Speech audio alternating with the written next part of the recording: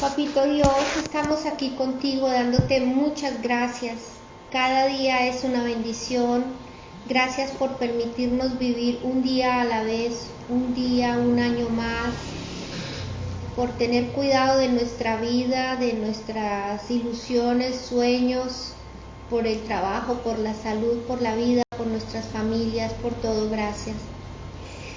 Queremos pedirte en esta hora primeramente, Señor, que nos guíes para escuchar tu santa palabra, para llenarnos de ti. Igual pedimos por nuestros hijos, donde quiera que se encuentren, para que seas tú dándoles descanso, reposo, vida, tranquilidad, esperanza y sobre todo tu salvación. Por nuestros hermanos en la fe, Señor, por los de este grupo, Padre, que tú conformaste para que se caliente su corazón, para que no se desanime, para que no decline su fe y su interés por ti, Señor, porque realmente es por ti y tu palabra, por todos nuestros hermanos en el mundo y por todas las cosas tan tremendas que están sucediendo, Padre, que sigas tú sacando a la luz toda la mentira y prepáranos, Señor, para partir contigo. Realmente ya queremos irnos contigo. Te damos gracias, bendecimos tu santo nombre y te pedimos que en esta noche nos hables y nos llenes de tu poder y tu presencia. Gracias, Señor Jesús. Amén. Amén. Amén. En el capítulo 11 de Apocalipsis, que corresponde para hoy, vamos a mirar la exposición o narración que hace allí el apóstol Juan sobre dos testigos. Este capítulo lo podemos enfocar de dos maneras diferentes.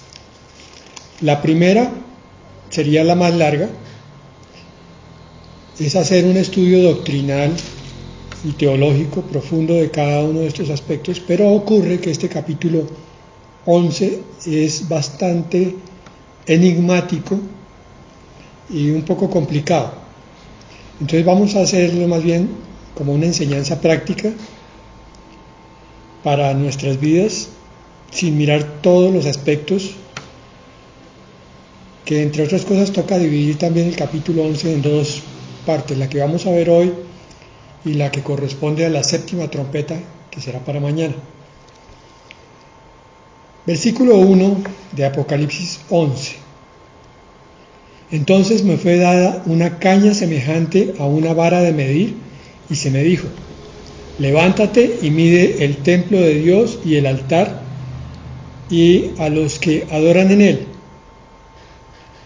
Juan recibe aquí una comisión específica que, como dije hace unos minutos, es enigmática, pero se puede tratar de entender más o menos de la siguiente manera.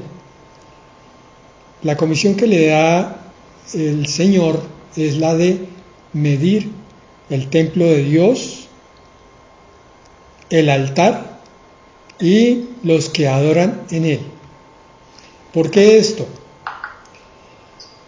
En Ezequiel hay un pasaje similar donde también se toma una caña de medir, la toma un ángel y empieza a medir las dimensiones del templo de Jerusalén. Cuando Dios da esa orden, lo hace con uno de dos propósitos: o bien es que va a preservar, o bien es que va a destruir.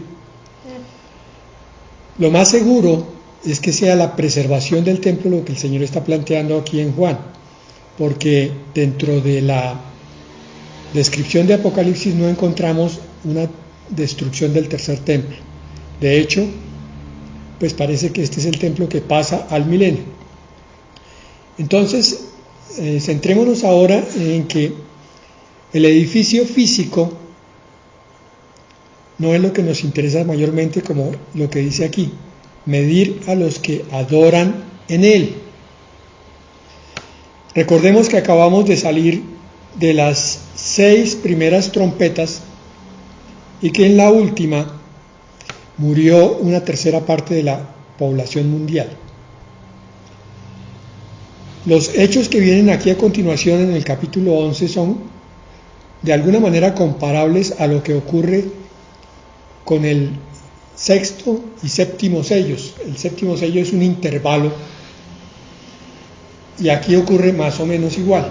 este capítulo 11 es un intervalo entre la sexta y la séptima trompeta, donde hay descripción de una especie de bendición así, porque entre el sexto y el séptimo sello salieron a la tierra los 144,000 sellados. Aquí se describe la comisión de los 2 testigos. Sin embargo, hay confusión allí porque vamos a ver que en cuanto a medición de tiempo, parece más bien que los 2 testigos salen desde el principio de la tribulación, porque más adelante en la mitad de este pasaje vamos a ver que el anticristo ataca a los 2 testigos. Hice esa explicación para retomar lo que dice en el versículo 1, medir a los que adoran en él. Estamos hablando de que la humanidad fue conmocionada por algo que ocurrió, que mató a la tercera parte de la población mundial, una serie de eventos. Entonces ahora algunos de estos pobladores de la tierra, que son sacudidos fuertemente por esa tragedia que acaba de ocurrir, acuden al templo a buscar a Dios.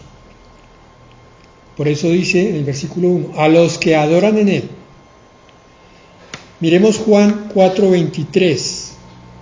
El Señor Jesucristo va a hablar en este versículo 23, específicamente lo hace con la mujer samaritana y le hace una declaración portentosa. Juan 4:23 dice, mas la hora viene y ahora es cuando los verdaderos adoradores adorarán al Padre en espíritu y en verdad, porque también el Padre tales adoradores busca que le adoren. Aquí hay una increíble revelación. Habida cuenta que el Señor se encontró frecuentemente con los religiosos fariseos. La revelación que trae él del cielo es que Dios no está buscando personas religiosas, ni ritualistas, ni que repitan las cosas sin sentido, sino que está buscando a alguien con un corazón muy especial, a quien el Señor Jesucristo llama adorador. ¿Entendemos hoy en día qué es un adorador? Vamos a ver hasta qué punto. Pero también hagámonos esta pregunta, ¿por qué el Señor busca adoradores? Él es Dios. Es como si dijera, yo estoy buscando gente que se postre delante de mí y me alabe. Visto así suena un poco pretencioso de parte de Dios, por eso es que el creyente tiene que preguntarse qué es lo que hay en la adoración, por lo cual Dios recomienda que nosotros hagamos eso. Al Señor Jesucristo lo comisionó entonces para decirle, mire, Dios el Padre está buscando adoradores. Es decir, te está buscando a ti, en tu corazón. Está buscando que tú, desde la parte más interna de tu ser, más íntima, se disponga de tal manera que empiece a hacer algo que Dios llama adoración. Y es porque Él va a mostrar que en la adoración hay algo muy especial.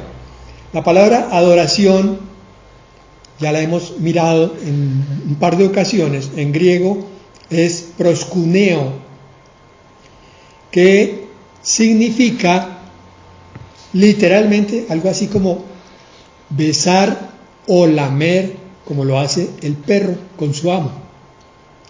Entonces el adorador se acercaría a Dios y a su presencia y le manifestaría su completa lealtad y servidumbre, como un perrito. Porque la palabra proskuneo significa entonces postrarse en homenaje, hacer reverencia, suplicar. Cuando yo estoy con una actitud adecuada, estoy adorando, y esa actitud es primero de completa humildad y rendición, lo cual quiere decir que yo puedo estar orando sin estar adorando, porque estoy repitiendo una serie de cosas, casi como dándole órdenes a Dios. Pero si mi actitud es la de humillación delante de Él, reconociendo que Él es el dueño y Señor de todas las cosas, entonces mi oración se convierte en adoración. Quizás un ejemplo práctico de la vida cotidiana nos sirva más, porque tenemos que tener en cuenta Juan 4:23. El Señor está buscando adoradores. En este momento, dice Él, ahora es. Él está mirando en todas las iglesias, en todas las congregaciones, y es lo que hace aquí Juan en media tribulación, en la mitad.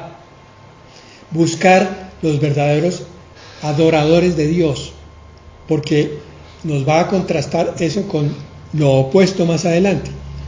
¿Qué es lo que hay en la adoración? Entonces el ejemplo que nos puede aclarar esto es el siguiente. De pronto yo tengo cierto frío o malestar, o me siento encerrado o solitario y veo que está haciendo un bonito día. Entonces decido en mi corazón salir a tomar el sol. El sol inmediatamente me da calor. Ese frío que tenía lo quita. Es como si el sol me abrazara con un abrazo cariñoso para quitarme todo lo que es frío en mi corazón. Aparte de calor, me da luz. Espiritualmente hablando, es como si me iluminara en mi interior. Me da claridad y quita las tinieblas. Produce en mí revelación y quita todos los errores y todas las mentiras que yo pueda tener cuando me acerco a ese Dios altísimo, que para lograr entender esto estamos comparando aquí un poco con una parte de su creación que es el sol.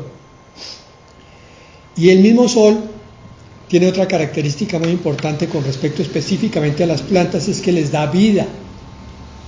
Al ser humano también, porque cuando se recibe la luz solar, el organismo humano sintetiza ciertas vitaminas que son indispensables para la vida, para la circulación sanguínea, para la formación de sangre. Entonces tenemos que nos da calor, nos da luz y nos da vida. Cuando adoramos a Dios, no es que le estemos rindiendo tributo a un ser vanidoso y egoísta que nos está exigiendo que lo adoremos porque nosotros somos simplemente sus esclavos. Lo que nos está diciendo Dios a través de Jesucristo, que la hora es que cuando nos acercamos en adoración a Dios encontramos vida, encontramos iluminación interior y encontramos su abrazo, su cariño, su afecto, su amor. Esto contrasta profundamente con esas oraciones que nosotros hacemos automáticamente y en forma repetitiva. Contrasta también marcadamente con la adoración automática del aleluya, donde se levantan manos y no se está levantando el corazón. Y contrasta también con la lectura de la palabra en forma rutinaria. La adoración debe ser un acto continuo de la vida del creyente en todo lo que haga. No es un momento específico, sino es una actitud interna con respecto a todo instante de acercamiento a Dios. Debiera ser El Señor, entonces, debiera ser así. Debiera ser así. El Señor entonces le dice a Juan, mide a los que son verdaderos adoradores, o sea, los que me están buscando en espíritu y en verdad. Allá en el templo de Jerusalén, en la mitad de la tribulación, pero eso es valedero para hoy en día. De hecho, te lo está diciendo a ti. En este momento, ¿estás adorando a Dios o estás asistiendo de forma rutinaria, fría, por costumbre? Y entonces es necesario que examinemos cuál es la actitud que el Señor Jesucristo nos enseña. El contraste está en el versículo 2. Pero en el patio que está fuera del templo, déjalo aparte y no lo midas, porque ha sido entregado a los gentiles y ellos hollarán la ciudad santa 42 meses. o sea, medio tribulación. 3 años y medio. Por el contrario, el Salmo 19, 13 y 14 dice: preserva también a tu siervo de las soberbias, que no se enseñoreen de mí, entonces seré íntegro y estaré limpio de gran rebelión. La adoración es lo contrario de la rebelión. En la adoración tú te postras en reconocimiento del que está frente a ti como dador de vida, dador de iluminación, dador de afecto, de calor. El rebelde hace todo lo contrario. La palabra rebelión en griego quiere decir revuelta, que puede ser nacional, moral o religiosa. Estas revueltas sociales que vemos en las ciudades del mundo hoy no son simplemente porque la gente está protestando contra algo, son también un símbolo profundo de lo que hay en el corazón de la multitud, la rebelión contra toda forma de autoridad. Se están rebelando contra los gobiernos y contra otras cosas por las que ellos están protestando, pero es que en últimas la rebelión es contra Dios. Rebelión también es falta, infracción, iniquidad, traición o transgresión. Todo esto fue lo que hizo Lucifer en el cielo cuando se levantó, y fue lo que vino a hacer en la humanidad allá en el paraíso, cuando hizo que Adán se rebelara y cuando hace que cada creyente se rebele contra lo que Dios dice. Y ustedes van a ver que uno de los signos más precoces de rebelión espiritual es cuando el creyente deja de orar y deja de leer la palabra. Ahí, cuando deja de adorar a Dios a través de eso que debe ser de la congregación, de la comunión, su corazón está entrando en soberbia y en rebelión, que era lo que nos decía el Salmo 19, 13. Entonces, redondeando esta primera enseñanza, el Señor está buscando adoradores porque Él los quiere bendecir con muchas cosas. Cuando alguien se humilla delante de Él, recibe bendición a manos llenas. Es un Dios tan generoso que está pidiendo que se le acerquen para entregar. Pero está pidiendo esa condición en el corazón, porque Él a los rebeldes no los mira. Y sobre todo nos está enseñando que la adoración, que tu corazón adorador, cuando lo decides hacer así por voluntad, estás sacando, estás contrarrestando toda la rebelión y la soberbia que hay en tu carne. Por consiguiente, hermano, esto es para que tomes una decisión hoy en la forma como te acercas a Dios. Porque si te acercas con malestares interiores, con quejas, con inquietudes, probablemente puedes estar acercándote también con rebeldía. Y ahí pierde todo el sentido cualquier cosa que hagas. Oír un sermón, abrir la palabra de Dios, hecho en rebeldía no tiene ningún sentido. Es en adoración como se encuentra el pleno propósito. Versículo 3: y daré a mis 2 testigos que profeticen por 1260 días vestidos de cilicio. Otra vez los 42 meses o 3 años y medio, que parece más adelante que nos confirma que en realidad arrancan desde el principio de la tribulación. Entonces estos son 2 testigos que salen a predicar el Evangelio, junto con los otros 144,000 sellados. Pero estos tienen una diferencia.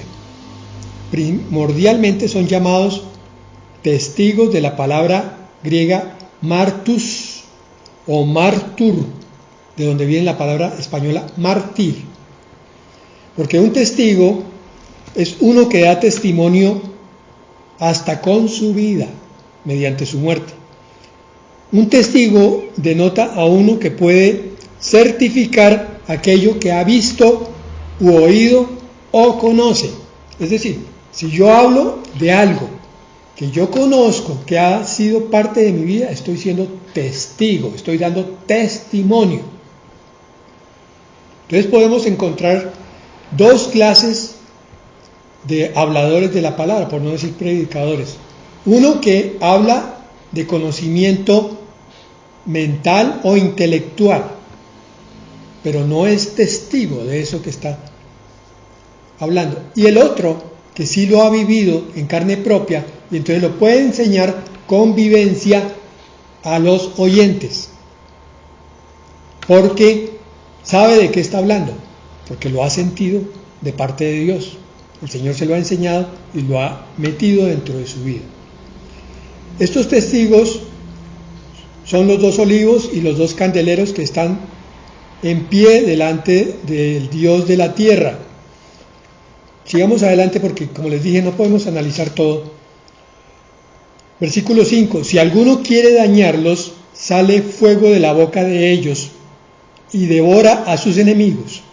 Y si alguno quiere hacerles daño, debe morir él de la misma manera.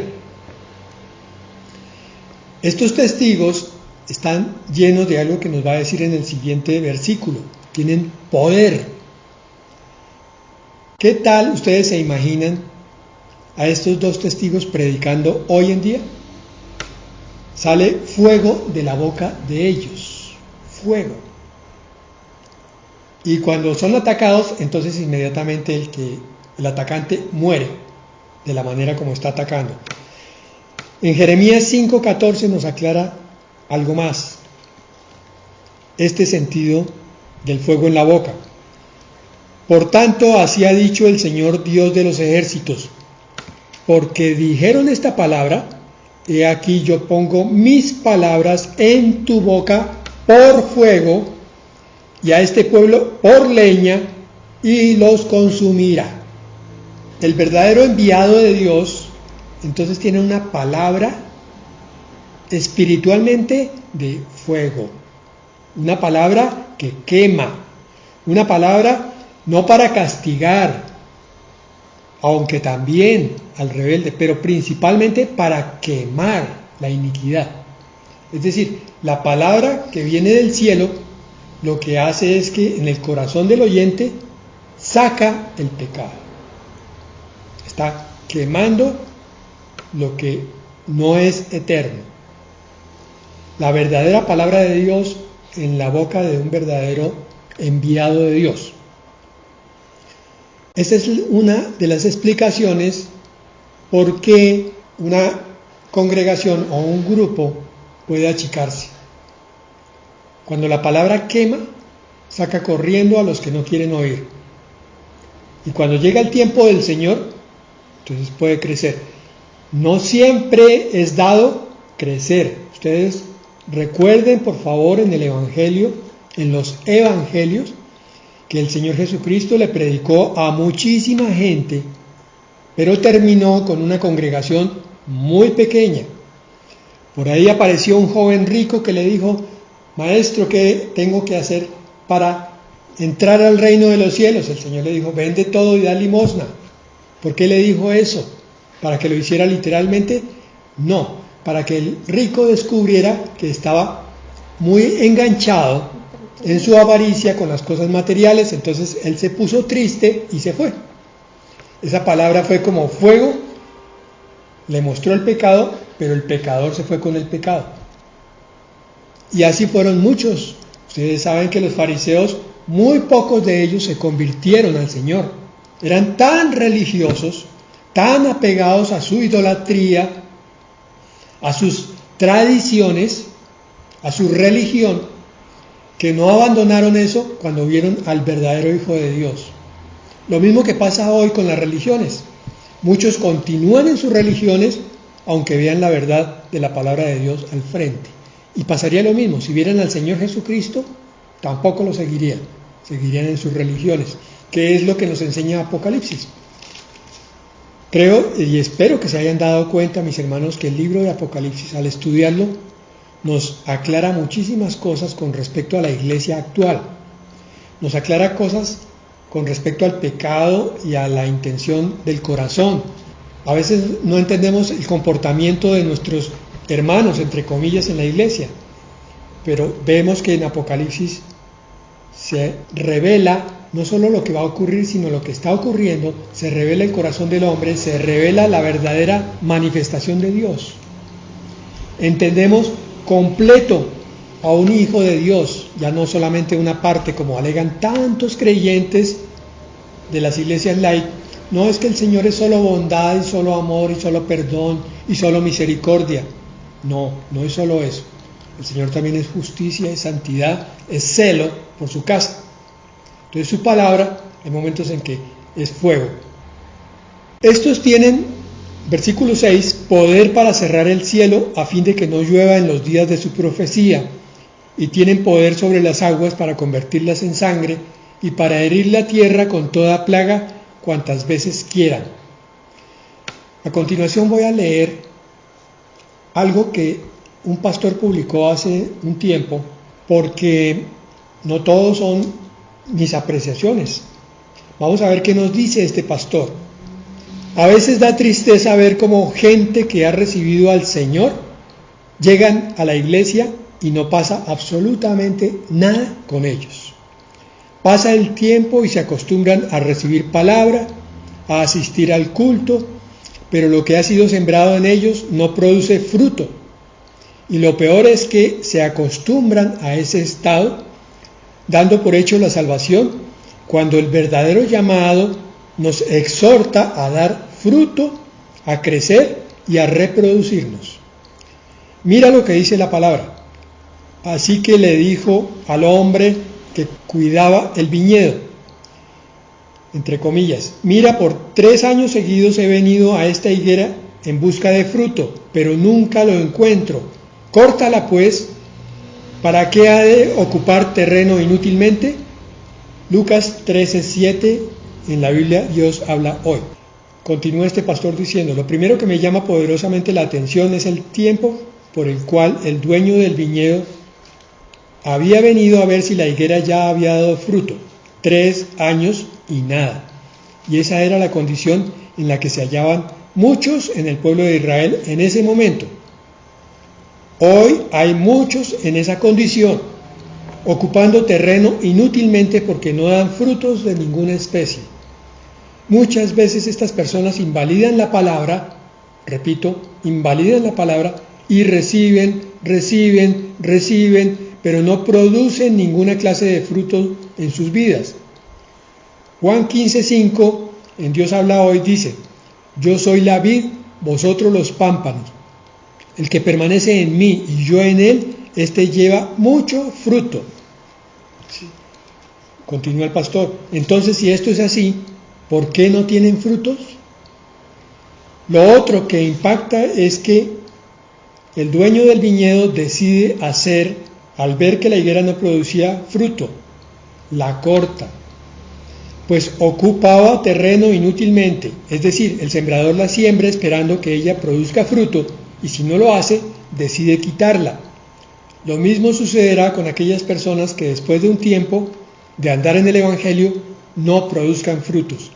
Así que no es suficiente ni basta solo con llegar a los pies de Jesús. Es necesario hacer algo, y ese algo se refiere a dar frutos. En la parábola de los talentos, al siervo que se le dio un talento y lo escondió debajo de la tierra, su señor lo llama siervo inútil. Y así el señor del viñedo llamaría a la higuera, pues en 3 años no produjo nada.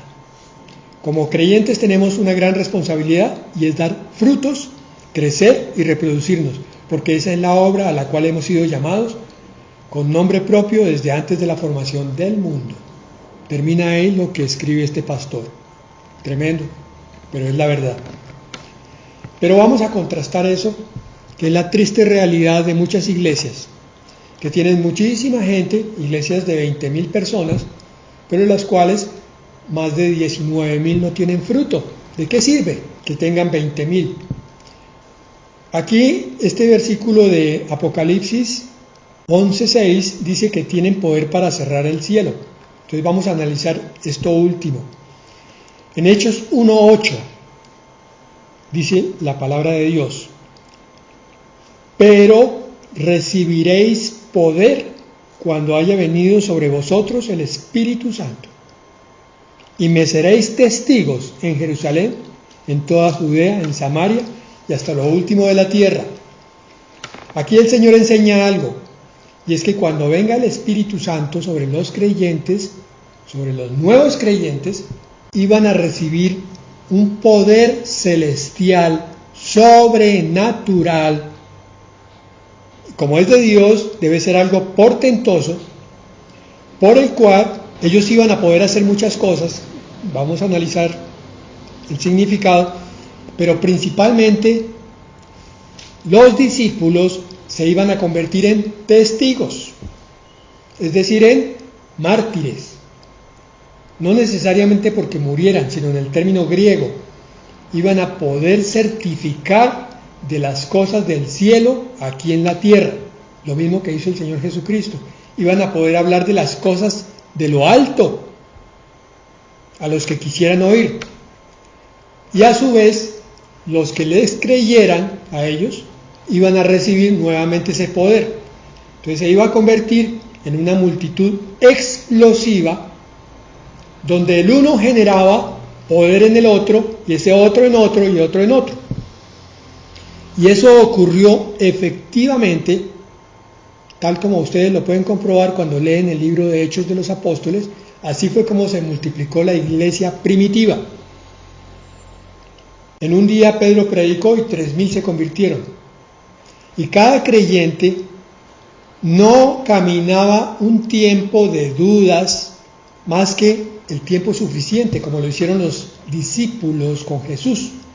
Pero pasado el tiempo, se levantaban y con poder entonces hacían señales, milagros, predicaban y daban a conocer el reino de los cielos. Hoy se nos metió en la visión cristiana, entre comillas, que ser cristiano consiste entonces en congregarnos los domingos, y ese es todo el cristianismo. No estoy siendo buen cristiano porque el domingo pasado fallé. O bueno, entonces un poquito mejor cristiano porque voy 2 veces a la semana a la iglesia. No, hermanos, por favor, saquemos esas mentiras. El verdadero cristiano es un testigo de Cristo que habla de Cristo con poder de Cristo. Ahora, otra cosa es que los que oyen no quieran recibir, pero el que habla tiene poder. La palabra poder que está aquí en Hechos 1:8 viene del griego dunamis o dinamis, como quieran. Esa U y esa I en griego tienen una pronunciación di, más o menos. ¿De dónde viene la palabra actual, presente, dinamita? Ustedes saben que la dinamita es una sustancia que cuando se le mete algo que la incendie, una mecha, explota. Y con esa explosión rompe todo lo que esté a su alrededor. Si yo quiero sacar piedra de una montaña, abro varios huecos, meto tacos de dinamita y después la hago explotar. Y el resultado son piedras de cantera para construir. Ese es el sentido que tiene que adquirir el creyente. El poder lo tiene dentro de sí con el Espíritu Santo. La palabra dinamis quiere decir fuerza, también quiere decir poder milagroso, quiere decir eficacia, maravilla, capacidad, potencia, potestad. Todo eso. Es decir, el creyente está lleno de un algo tan particular que si realmente cree en su Señor y ha hecho su compromiso con Él, entonces todo lo que haga va a ser poderoso. No estoy diciendo que se abra el mar rojo, no estoy diciendo que caigan rayos y centellas, pero estoy diciendo que todo en su vida se convierte en bendición. Este cristiano con dinamis se convierte en alguien que es bendecidor continuamente de otros. Siempre quiere llevar la bendición del Señor Jesucristo, la salvación, la santificación de Cristo a otros. Y por eso puede que se vuelva cansón para los que no creen. Otra vez con el mismo tema, pero para los creyentes es poder de salvación. lo que ese cristiano habla, para los que quieren oír. Ese poder sacude al que está congelado, al que está anestesiado, al que está medio dormido, también el que por alguna razón está incapacitado, ha recibido un trauma, está golpeado, está dolido, pero viene otro que lo bendice con palabra y le dice: levántate, hermano, que el Señor te lo ordena. Igual que Elías cuando salió de la cueva, como hombre nuevo, porque el Espíritu Santo le había hablado: aquí está tu alimento, pero es necesario que salgas otra vez a profetizar. El diablo también tiene poder, no tiene el poder de Dios, pero tiene poder. Pero la carne es muy sensible al poder del diablo, y el diablo viene y dice: hermano, tú no puedes hacer nada. Te lo dice así: hermano, yo soy el diablo, hermano, tú no puedes hacer nada, tú estás deprimido, tú estás triste, tú no eres capaz de predicar nada porque no conoces la palabra, nunca la vas a conocer, tú tienes pereza para reunirte con el Señor, tú tienes incapacidad para orar. Y el Espíritu Santo desde dentro de ti está clamando, está diciéndote: yo soy el poder para orar, confía en mí. Yo soy el poder para leer la palabra, confía en mí. Yo soy el poder para que te levantes, confía en mí. Y queda entonces claro que lo único que falta es la decisión del creyente. ¿A quién le cree más? ¿A la palabra, al Espíritu Santo o a las mentiras de Satanás que se sienten? Tú sientes la debilidad, hasta físicamente. Tú sientes la incapacidad, a veces tartamudeas, a veces se te olvidan las cosas, las vas a decir y no salen. Y como las sientes, entonces las crees como ciertas. Pero la palabra te dice que no es por vista que andamos, sino creyendo lo que se nos enseña a través de la palabra. Y entonces tú dices: creo lo que la palabra dice, me levanto con ese poder, y al principio no siento nada, no importa, pero continúo. Y como continúo, entonces empiezo a sentir después, ahora sí, el poder de Dios en mi vida. Ahora sí siento el fuego, ahora sí siento el entusiasmo, ahora sí siento la energía de Dios. Ahora sí siento la necesidad de ir a orar por el necesitado, por mi hermano que está aplanchado, que está enfermo. Tú puedes ser una maravilla, un milagro viviente, porque el Espíritu Santo está en ti, el que te dejó el Señor Jesucristo, pero se necesita que creas la palabra. Mira bien la iglesia, hermano, y vas a descubrir que la mayoría no creen hoy en día en la palabra que tanto se predica, porque no se les ve ese poder, no se les ve esa dinamita interior, no se les ve esa convicción. Pero esta palabra que se está hablando hoy va a explotar dentro de ti y va a romper cualquier cosa que se esté oponiendo. No porque la hable yo, sino porque es el Señor el que la habla. Cuando hayan acabado su testimonio, versículo 7, la bestia que sube del abismo hará guerra contra ellos y los vencerá y los matará. Por eso aquí en este versículo parece estar claro que estos mártires, los dos testigos, mueren hacia la mitad de la tribulación, que es cuando se levanta el anticristo, el que sube del abismo, la bestia. Y sus cadáveres estarán en la plaza de la grande ciudad, que en sentido espiritual se llama Sodoma y Egipto, donde también nuestro Señor fue crucificado. Les dije que era enigmático este pasaje. Aquí se está refiriendo a la ciudad donde el Señor fue crucificado. ¿Dónde? Jerusalén. Y es llamada Sodoma y Egipto. Esto puede ser porque en ese tiempo de la tribulación, Jerusalén se habrá llenado de iniquidad de una forma espantosa. Pero de hecho, ya hay demasiado pecado en Israel, por todos lados. La mayoría de los israelitas, de los judíos, no creen en su religión judía. Está pasando lo mismo que en el resto del mundo. Está pasando lo mismo que con los cristianos. El diablo está trabajando fuertemente en todas partes para que la gente no crea las cosas que son de arriba, de Dios, del cielo, de la palabra.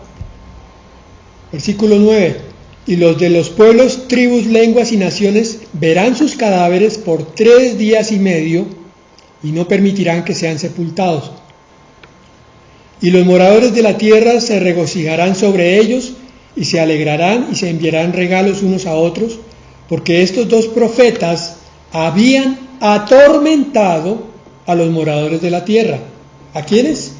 Moradores. Diferente de nosotros que somos ciudadanos del cielo. El morador de la tierra está con los pies en la tierra, con los tesoros en la tierra, con el corazón en la tierra y vive en función de su vida en la tierra. Pero los que somos del cielo vivimos en función de las cosas que son de arriba. Eso es lo que marca la diferencia, y en ese momento, con esta palabra, se está marcando las características de las 2 clases de seres humanos, los que miran arriba y los que están anclados en la tierra. Aquí dice que los profetas habían atormentado a los moradores de la tierra, y es lo que pasa hoy día cuando uno le predica a una persona que está sumergida en el mundo, que le gusta la fiesta, el baile, la rumba, las cosas materiales. Si tú le hablas de Dios, te van a decir que aburrida, fanática o fanático. Aún los mismos cristianos carnales también se sienten fastidiados por nosotros. Cuanto más esta gente que ya no tenía nada de Dios, que andaban en su inmundicia, pues claro, estos testigos eran un estorbo para ellos, al punto que cuando el Satanás los mató, ellos celebraron y se dieron regalos como si hubiera sido algo espectacular. Se fueron esos estorbos. Amén. Versículo 11. Pero después de 3 días y medio entró en ellos el espíritu de vida enviado por Dios, y se levantaron sobre sus pies, y cayó gran temor sobre los que los vieron. ¿Se imaginan el susto de los moradores de la tierra? Pero ni aún así se convierte. Y oyeron una gran voz del cielo que les decía: subid acá. Y subieron al cielo en una nube, y sus enemigos los vieron. Hay muchas discusiones teológicas sobre quiénes son estos 2 testigos. Muchos dicen que son Moisés y Elías. Pero Moisés murió y nadie puede morir 2 veces. Elías sí fue arrebatado, ese podría ser uno. El otro podría ser Enoc, pero bueno, eso no se sabe. O simplemente 2 siervos de Dios que viven en esa época y nacieron para ellos. Versículo 13. En aquella hora hubo un gran terremoto, y la 10ª parte de la ciudad se derrumbó, y por el terremoto murieron en número de 7,000 hombres, y los demás se aterrorizaron y dieron gloria al Dios del cielo. ¡Qué bien! Aquí glorificaron a Dios, algunos en Jerusalén. Ese terremoto nos recuerda al que ocurrió también con la muerte del Señor Jesucristo. El Señor está empezando a dar señales claras de que es el propio Dios el que está tomando las riendas de todas las circunstancias, de todas las señales en la tierra durante la tribulación, para que no quede la más mínima disculpa y que cuando alguien se presente en el juicio diga: ah, Señor, es que yo no sabía. Ni siquiera eso van a poder decir. Y versículo 14, para dejar por hoy ahí: el segundo ay pasó, he aquí el tercer ay viene pronto. Oremos entonces. Bueno, Señor, gracias. Cuando vemos todas estas cosas tremendas que van a suceder, de las cuales te damos la gloria, la honra, el honor y el poder a ti, Señor, porque no estaremos acá. Te adoramos, en el Señor. nombre de Jesucristo te pedimos, Padre, no permitas que lleguemos acá. Ayúdanos a dar la batalla, ayúdanos a mantenernos firmes, a entender que tú eres el Dios eterno que nos está advirtiendo, nos estás mostrando la historia del futuro, lo que le espera a aquellos que no se entregan a ti, que viven una vida doble, que tienen una doble moral, que van a la iglesia y aparentemente están santos, pero su corazón está lleno de pecado, de inmundicia. Si tú ves que en nosotros hay algo de esto, sácalo, Padre eterno. Queremos vivir para ti. Ayúdanos cuando somos perseguidos, cuando somos un estorbo para aquellos que no les gusta, que son alérgicos a escuchar de la palabra, aún a aquellos que llamándose cristianos se enfurecen cuando les estamos mostrando, dando testimonio o mostrándote a ti. Ayúdanos a no declinar, a no cansarnos, a no tener temor, ni tener miedo ni vergüenza, Señor, porque tu palabra dice que donde está el Espíritu de Dios, aquí hay amor, hay poder y hay dominio, Señor, dominio propio. Que en este momento seamos llenos de tu paz, llenos de tu poder, llenos de ese dominio, Señor, de ese dominio propio para poder ir y hablar sin temor, mostrar el pecado y sacarlo de nosotros mismos. Haznos mirar, Señor, en ese espejo de tu palabra para detestar, para odiar la maldad en nuestro ser y vivir en santidad. Realmente lo que tú hiciste por nosotros fue muy grande, Señor. El haber muerto y habernos sacado de todo esto te lo agradecemos. No lo alcanzamos a comprender, pero gracias, Señor. Bendícenos, Señor. Bendice al nuevo redil, a todos los que un día comenzaron, a los que se han apartado, no han podido venir. Ayúdanos a todos nuestros hermanos y quienes nos has permitido compartirle de tu palabra, a nuestros hijos y nietos y a toda nuestra familia. Te lo pedimos, confiamos en ti y te damos gracias. Ven, Señor Jesús. Amén. Amén.